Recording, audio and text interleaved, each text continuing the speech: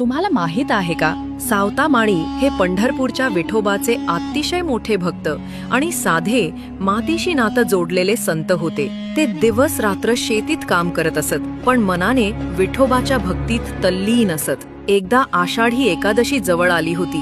सर्व वारकरी पंढरपूरला विठोबाच्या भेटीसाठी निघाले होते. पण सावता माळी म्हणाले, माझं शेतीचं काम अधुरं आहे. मी देवाचं नाव घेत काम करीन. विठोबा सर्वत्र आहे. ते शेतीत राबत असताना त्यांच्या मनात विठोबाचं स्मरण चालू होतं. विठ्ठल विठ्ठल जय हरी विठ्ठल.